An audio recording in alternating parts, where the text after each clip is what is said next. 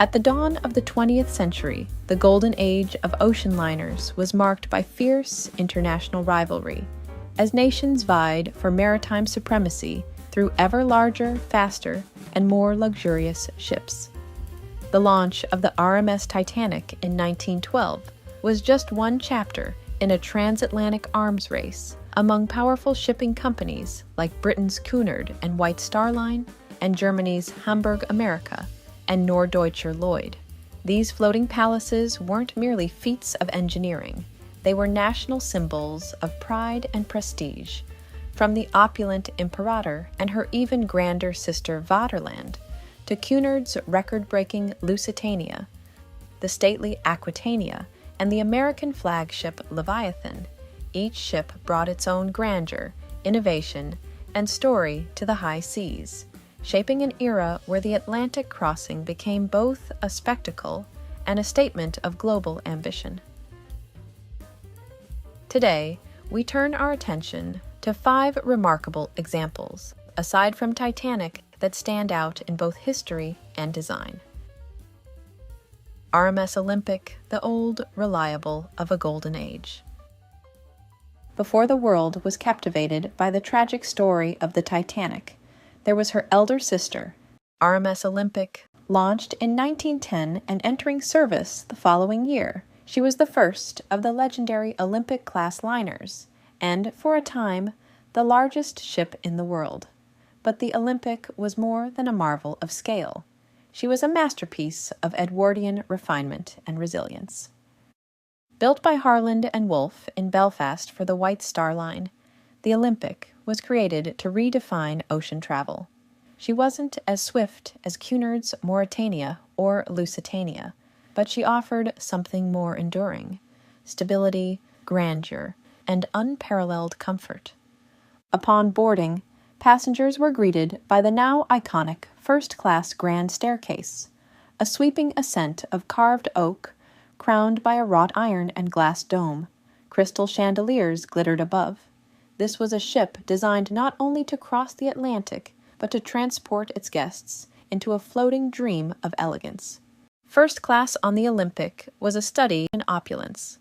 Guests dined à la carte in wood-paneled salons, sipped tea in a palm court, and unwound in a Turkish bath complete with cooling rooms and marble plunge pools.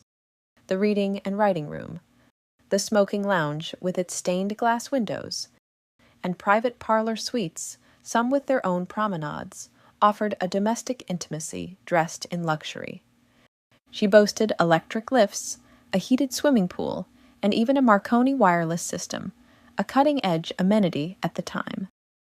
The kitchens turned out elaborate meals with menus that rivaled the finest London hotels: consommé, oysters, roast duckling, French ices, and delicate patisserie, served on fine china under the soft glow of electric lighting. When the First World War erupted in 1914, the Olympic was called to serve. Stripped of her finery, she was repainted in dazzle camouflage and transformed into a troopship capable of carrying thousands of men across perilous waters. She would not only endure, but distinguish herself. In 1918, she famously rammed and sank the German submarine U-103, a rare feat for a merchant ship. It was this unwavering performance during wartime that earned her the affectionate nickname Old Reliable. After the war, the Olympic returned to civilian service, refitted and restored to her former grandeur. Though the shadow of the Titanic lingered, she remained a favorite among travelers through the 1920s, a proud reminder of a bygone age when ships resembled stately homes rather than machines of speed. Even as the Art Deco lines of newer vessels emerged, the Olympic retained her Edwardian character. Mahogany paneling, velvet upholstery, and leaded glass spoke of a world before the upheavals of war, a floating time capsule of poise and permanence. By the mid-1930s, the ocean liner landscape was changing. The White Star Line had merged with Cunard, and newer giants like the Queen Mary made the Olympic seem a relic of another time.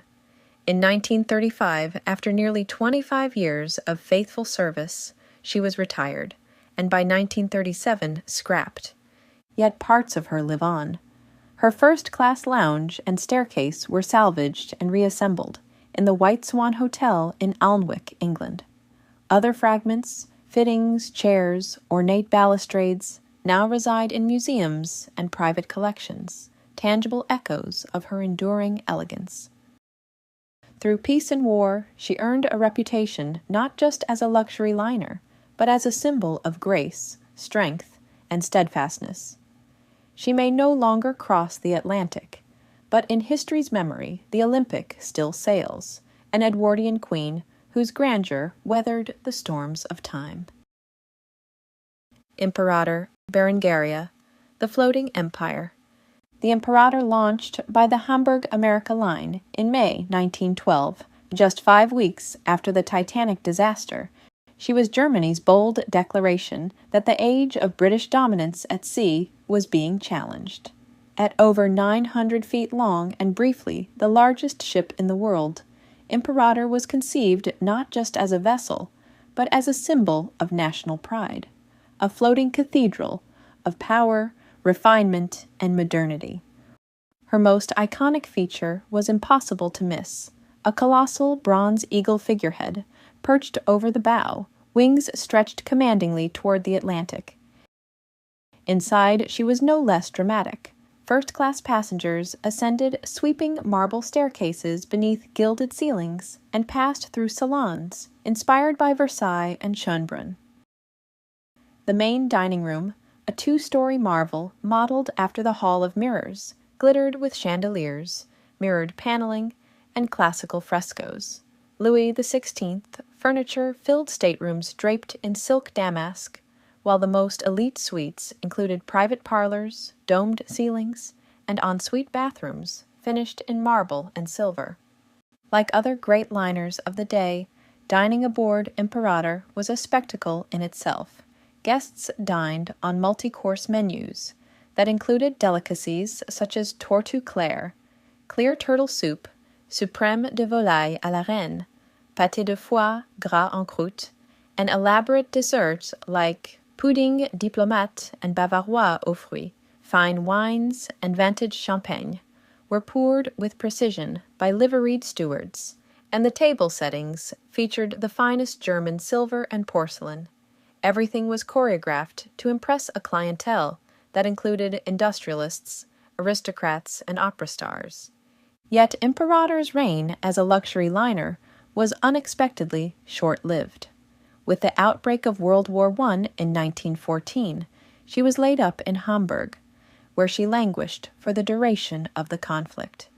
By the war's end, the once majestic liner sat rusting and half-buried in Elbe River mud. Seized by the U.S. Navy in 1919 and briefly used as a troop ship, she was soon handed over to Britain as part of Germany's reparations for the sinking of the Lusitania. In 1920, Cunard took possession of the ship, rechristening her Berengaria after a medieval English queen. Though no longer the world's largest or fastest liner, Berengaria proved to be an inspired addition to the fleet. Refitted and British-flagged, she adopted Cunard's livery and seamlessly entered a new golden age of transatlantic glamour. Sailing alongside the Aquitania and Mauretania, she quickly became a favorite among transatlantic travelers during the Roaring Twenties. Her lavish interiors, Art Nouveau flourishes, and grand public rooms remained largely intact, enchanting a new generation of film stars, nobles, and dignitaries. Menus aboard Berengaria continued the tradition of grandeur. Guests could expect meals featuring filet de sole à la marguerite, poulard rôti, and chapon truffé, accompanied by seasonal vegetables and delicate pastries.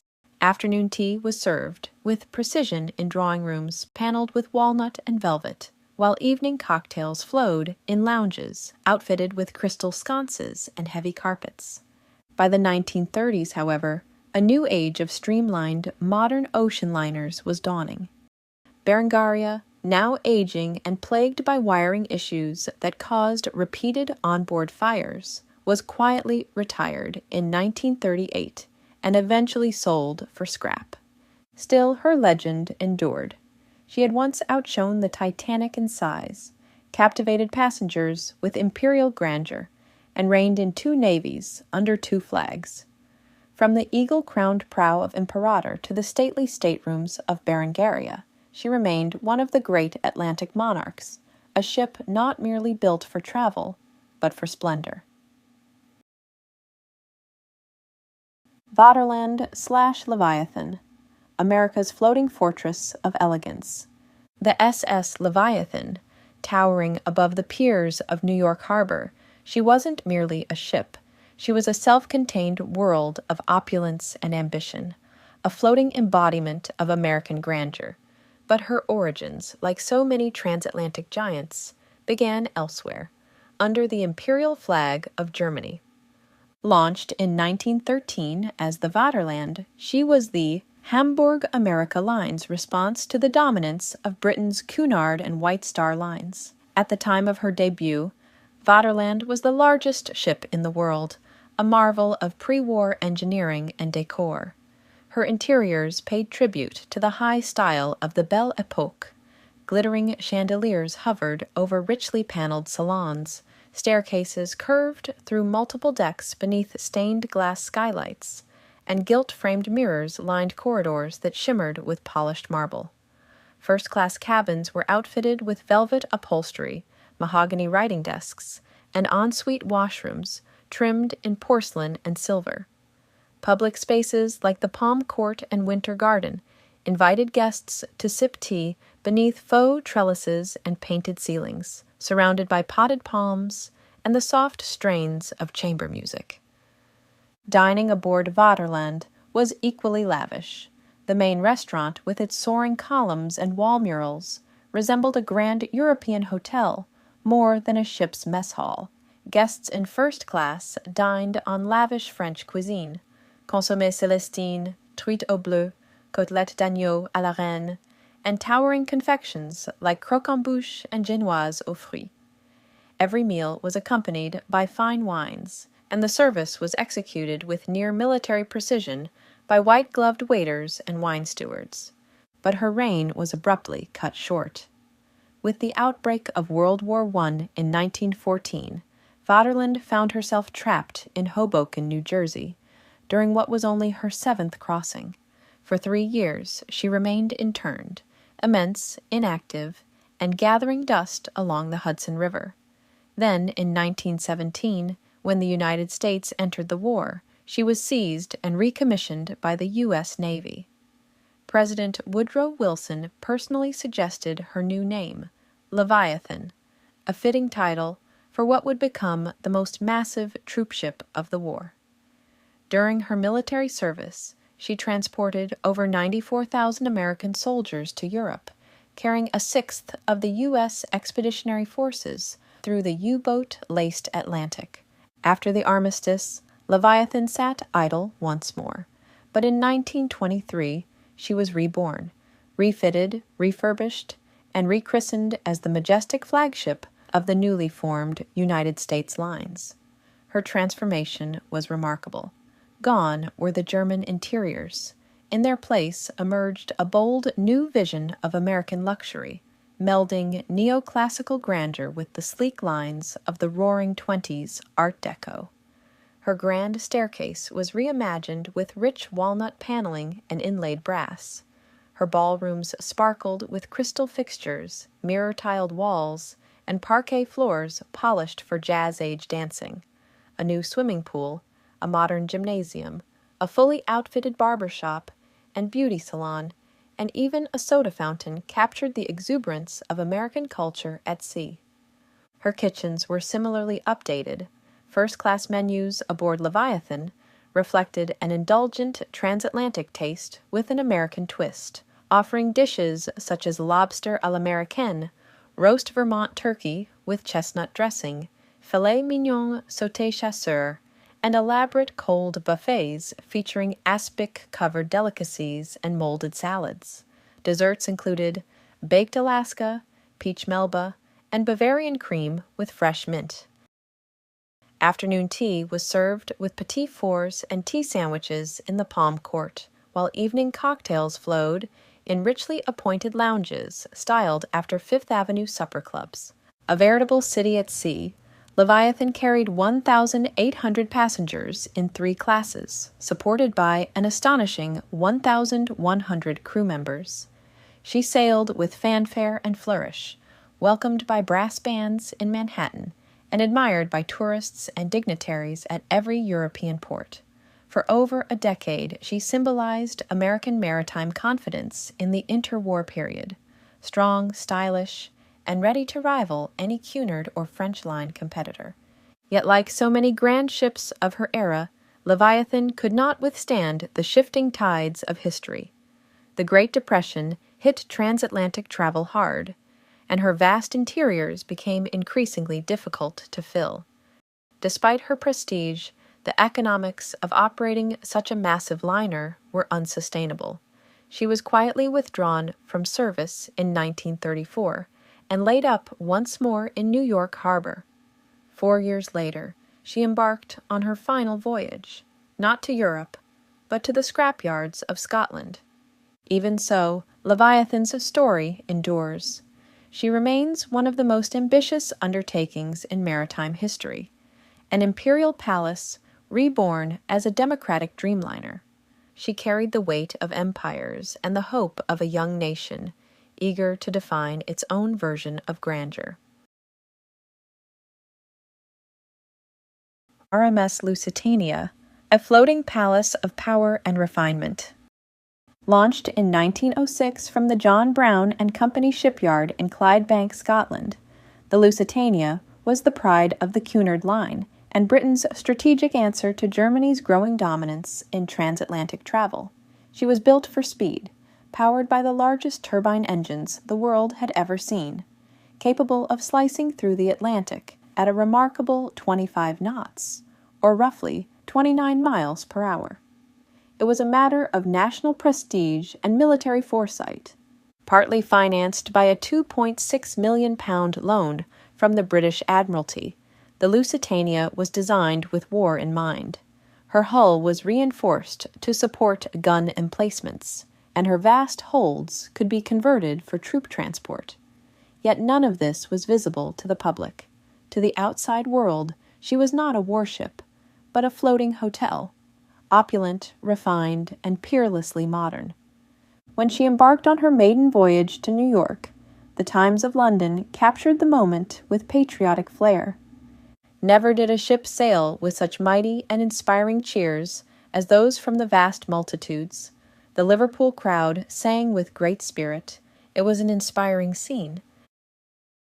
Stretching 787 feet in length, the Lusitania accommodated 2,198 passengers across 3 classes, tended to by a crew of 850. But it was her first-class interiors that truly stunned. The 2-deck dining saloon, crowned with a circular well and a stained glass dome painted with allegories of the 4 seasons, was a showpiece. Corinthian columns, carved mahogany, and bronze lighting cast a golden glow across the space.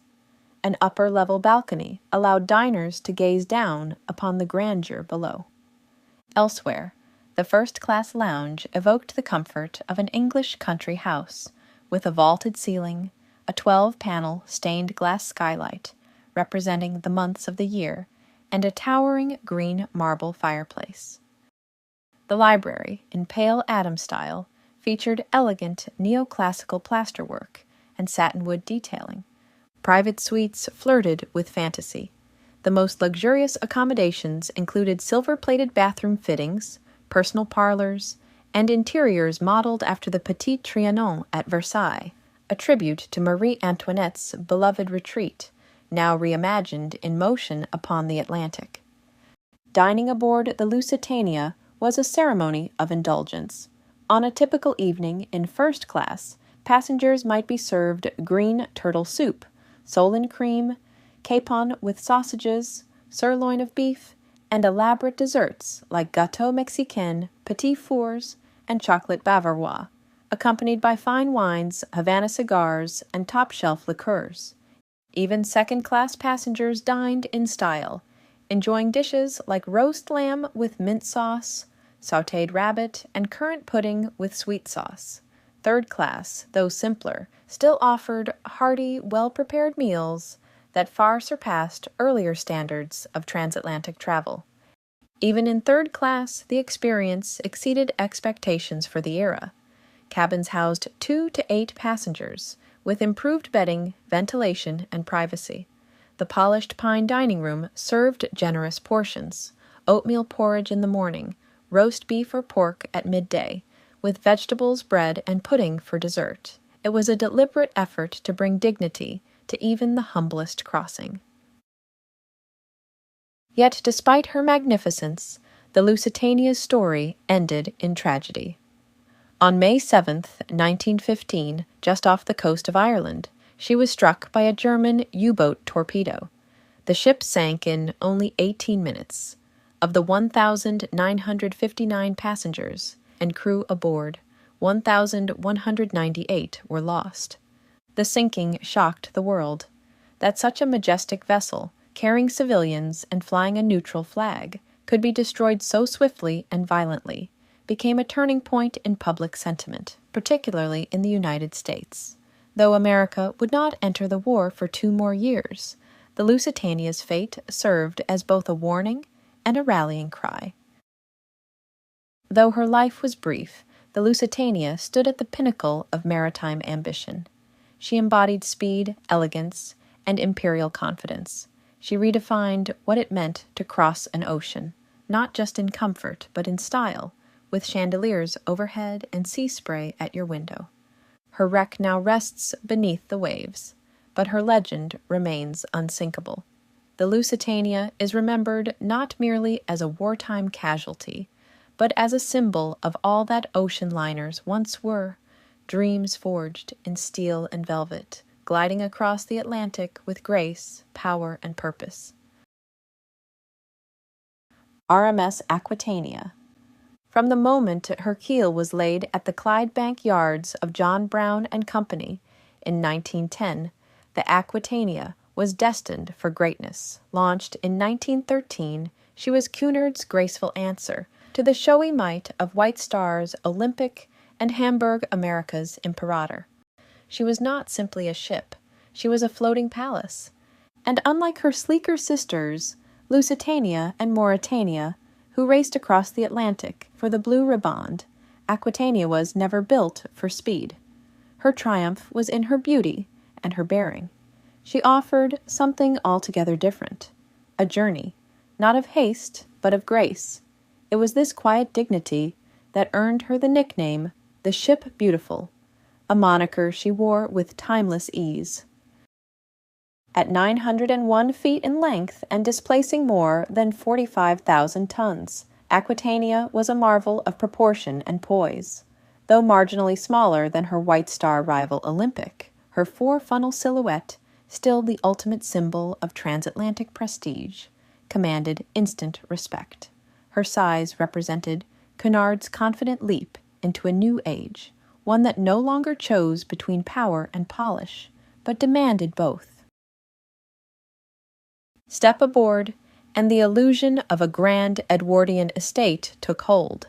First-class passengers wandered marbled foyers and drawing rooms paneled in Circassian walnut. Gilded Louis XVI mirrors reflected the shimmer of crystal chandeliers, while velvet upholstery and coffered ceilings completed the effect. The inspiration came from Versailles and the Ritz, but unlike their landlocked cousins, these salons moved with the tides. Yet for all her luxury, Aquitania was no fragile beauty. Beneath her finery lay steel and fortitude. She would serve in 2 world wars, span the transition from coal to oil, and remain in service for over 3 decades. No other 4-funnel liner in history would survive so long, or sail so far. Her maiden voyage in May 1914 was an elegant success, but within weeks the world was at war, and Aquitania was called into service. She was briefly fitted as an armed merchant cruiser before being reassigned as a troop ship and later a hospital ship. The great lounges, once filled with the scent of cigars and lilacs, were transformed into wards lined with cots. Nurses replaced waiters. Silence overtook laughter.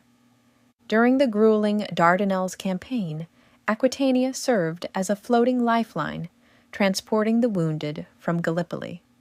Her vast interiors made her well suited to the role, capable of accommodating thousands. And yet, like her passengers, she longed for peace. With the war's end came a triumphant return to civilian life. In the 1920s, Aquitania was the crown jewel of Cunard's peacetime fleet, sailing alongside Mauretania and the rechristened Berengaria, formerly Imperator. These were the twilight years of the great Edwardian liners, when transatlantic travel was as much about theater as transport. Aquitania became a beloved stage for society's performance, where heiresses, debutantes, and dignitaries mingled in a floating world of music, linen, and luxury.